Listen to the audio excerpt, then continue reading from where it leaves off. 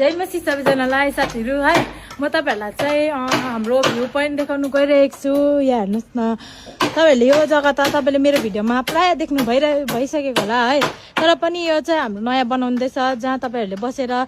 हाम्रो खाना lunch dinner breakfast snacks वगैरह इन्जोय गर्न सक्नुहुन्छ अन्त यहाँ बसेर तपाई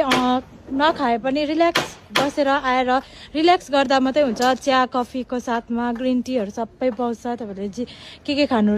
इच्छा लाग्छ है हाम्रो चाहिँ यो परसम्म बनाउनु हुँदैछ हो अहिले चाहिँ आसान बनाइसकेको छ 1 2 3 4 सम्म कम्प्लिट हुनु गइरहेको छ है यहाँ हेर्नुस् होला बडाहरूले बनाउनु हुँदैछ यहाँ बडाहरूले हेर्नुस् होला तपाईहरु यहाँ आउनु सक्नुहुन्छ यो जग्गा चाहिँ 29 माइल हो है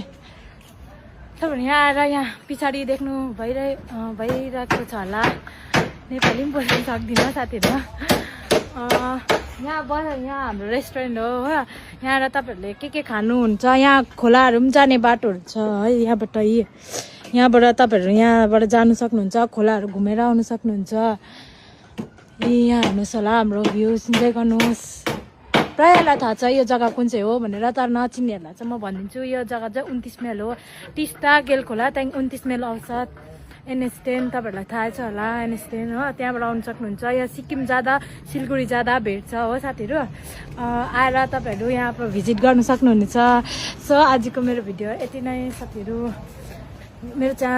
भिडियोलाई हेरेर फलो लाइक सब्स्क्राइब युट्युबमा हेर्नुहुँदैछ भने गरिदिनुस् होला है Thank you for watching guys.